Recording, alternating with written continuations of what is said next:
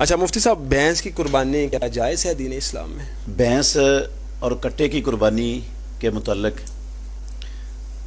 رسول اللہ صلی اللہ علیہ وسلم کے زمانے میں، جی صحابہ کے زمانے میں جی جی کوئی اختلاف نہیں تھا، کسی قسم کا کوئی مسئلہ ہی نہیں تھا، حتیٰ کہ امام احمد بن حنبل رحمۃ اللہ علیہ کے دور میں آ کر یہ مسئلہ پیدا ہوا دنیا میں، جی جی بھینس کی قربانی کے مسئلہ۔ تو اختلاف ہے اس میں اہل علم کا۔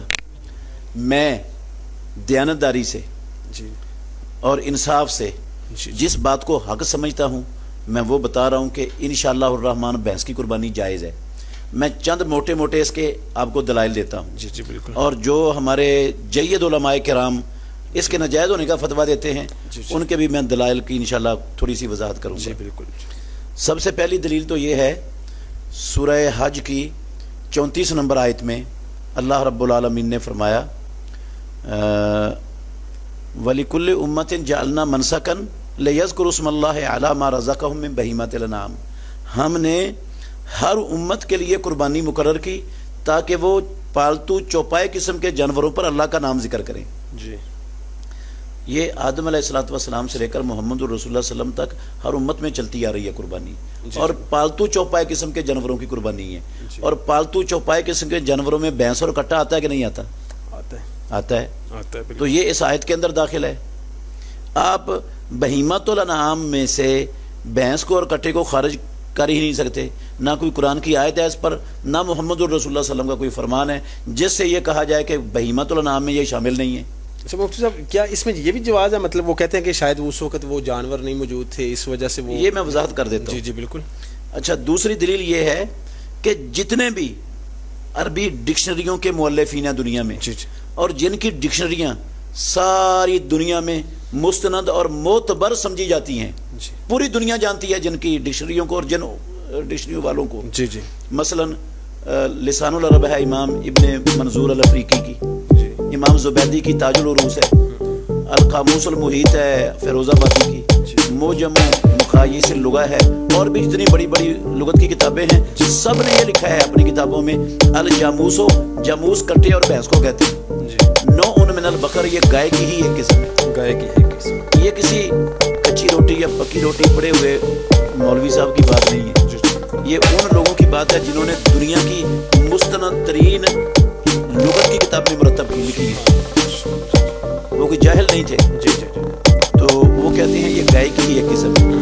جب گائے کی ہی ایک قسم ہے تو جو گائے کی قربانی کے دلائل ہیں وہ اس کے بھی دلائل بنتے ہیں، ٹھیک ہے۔ باقی ہمارے وہ بھائی علماء جو کہتے ہیں کہ کٹے کی قربانی جائز نہیں ہے، ان کے پاس دو بڑی دلیلیں۔ ایک دلیل تو یہ کہتے ہیں کہ بہیمۃ الانعام یہ گائے قسم کے دو مذکر اور مؤنث، اونٹ قسم کے مذکر مؤنث، بکری قسم کے مذکر مؤنث اور بھیڑ قسم کے مذکر مؤنث، یہ 8 جانوروں کو اللہ نے بہیمۃ الانعام کہا۔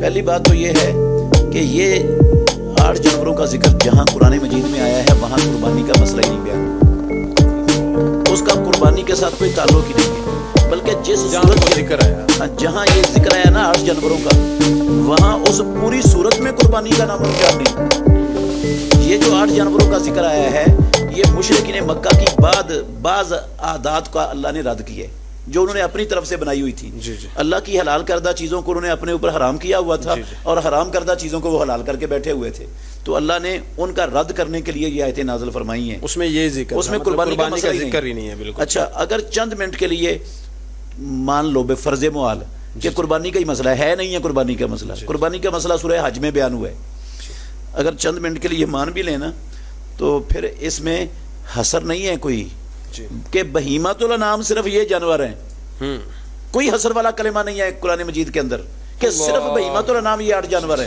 اور ان کے علاوہ کوئی بہیمۃ الانعام ہے ہی نہیں ہے۔ اس لیے یہ دلیل تو اس کا تعلق ہی نہیں قربانی سے، اور اس میں بہیمۃ الانعام کو ان 8 جانوروں میں محصور بھی نہیں کیا گیا، کیونکہ وہاں یہ تو دلیل قربانی کا ذکر بھی نہیں نا۔ ہاں جی جی جی بالکل۔ اور دوسرا جو ہے نا بڑی دلیل ان کی یہ ہے کہ رسول اللہ صلی اللہ علیہ وسلم نے اور صحابہ نے کٹے کی اور بھینس کی قربانی نہیں کی، جس طرح آپ نے ابھی سوال کیا تھا۔ تو یہ بات ٹھیک ہے کہ رسول اللہ صلی اللہ علیہ وسلم نے کٹے کی قربانی نہیں کی اور بھینس کی قربانی نہیں کی۔ ہم یہ ان علماء سے مؤدبانہ پوچھتے ہیں، کیا رسول اللہ صلی اللہ علیہ وسلم نے کٹے کا گوشت زندگی میں کھایا ہے؟ کیا رسول اللہ صلی اللہ علیہ وسلم نے بھینس کا دودھ دنیا میں کبھی زندگی میں پیا ہے؟ نہیں. اگر کٹے کا گوشت نہیں کھایا تو ہمارے یہ سب لوگ کیوں جواز کا فتویٰ دیتے ہیں, کیوں کھاتے ہیں؟ پھر بھینس کیوں کا حلال ہے؟ دودھ پھر کیوں حلال بھینس کا ہے؟ دودھ کیوں پیتے ہیں؟ جی, جی. نبی صلی اللہ علیہ وسلم نے نہیں پیا. آپ صلی اللہ علیہ وسلم نے نہیں پیا. اچھا, اگر نبی صلی اللہ علیہ وسلم کے قربانی نہ کرنے سے قربانی ناجائز ہو گئی کٹے کی, جی, جی. تو نبی صلی اللہ علیہ وسلم کے کٹے کا گوشت نہ کھانے سے گوشت حلال کیسے ہو گیا؟ بالکل. وہ بھینس کا دودھ نہ پینے کے باوجود دودھ کیسے حلال ہو گیا بھینس کا؟ وہ تو پی رہے ہیں رات دن صبح شام, وہ سارا کچھ ہو رہا ہے. اچھا, پھر یہ جو ہمارے بھائی ہیں علماء کرام جی, جو کہتے ہیں کہ نبی صلی اللہ علیہ وسلم نے کٹے کی قربانی نہیں کی, ٹھیک ہے, ہم کہتے ہیں نہیں کی, لیکن کیوں نہیں کی؟ اور یہ بھی سوال پیدا ہوتا ہے, آپ نے بھینس کا دودھ کیوں نہیں پیا, جی, جی. کٹے کا گوشت کیوں نہیں کھایا؟ اس لیے یہ سارا کچھ نہیں ہوا کہ یہ کٹا اور بھینس عرب علاقے کا جانور ہے ہی نہیں. نہ نبی صلی اللہ علیہ وسلم کے زمانے میں یہ عرب علاقے میں پایا جاتا تھا, نہ آج ہے, عرب علاقوں میں ہے ہی نہیں. جی, جی, جی. کہ تب وہ نہیں ہوتا تھا, تو تب کیا ابھی بھی نہیں, ابھی بھی نہیں. کہاں سے وہ کھاتے اور کہاں سے پیتے اور کہاں سے وہ قربانی کرتے؟ بلکہ میں جب پڑھتا تھا نا مدینہ یونیورسٹی میں, جی, تو میرے ساتھ ایک کویت کا بھائی تھا, خالد الصفار اس کا نام تھا. جی, ماشاءاللہ شادی شدہ تھا, کافی بڑی عمر کا تھا, جی, جی. پڑھنے کے لیے آیا ہوا تھا مدینہ یونیورسٹی میں. 2 بچے بھی تھے اس کے, تو کلاس فیلو تھا, میرا دوستی تھی. جی, جی. ایک دن ہم بیٹھے نا باتیں کر رہے تھے, تو بھینس کا ذکر آ گیا. کہنے لگا میں نے بھینس آج تک دیکھی نہیں. اچھا, اچھا. مجھے بڑا تعجب ہوا کہ 2 بچے ہیں اس کے, شادی شدہ ہے, اتنی بڑی عمر بھینس اور نہیں اس نے دیکھی. بھینس ہی نہیں دیکھی. تو میں نے کہا آپ مذاق کر رہے ہو؟ کہتا اللہ کی قسم نہیں دیکھی. اس نے پکا کر دیا, مطلب ظاہری بات ہے, اس نے دیکھی ہوتی تو وہ کہتا نا. تو میں نے کہا کیوں نہیں دیکھی آپ نے؟ کہتا کویت میں بھینس ہوتی ہے چڑیا گھر میں, تو میں کبھی چڑیا گھر میں گیا ہی نہیں, تو کیسے دیکھ لیتا. اب آپ غور کریں, جی, جی, جی. جس علاقے میں چڑیا گھر کا جانور ہے وہاں قربانی کرنے کے لیے یا دودھ پینے کے لیے گوشت کھانے کے لیے ملے گا؟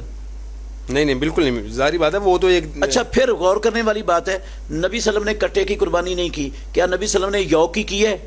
یہ جو گلگت اور بلتستان کی بھینس ہے, گائے ہے, جی, جی, جی.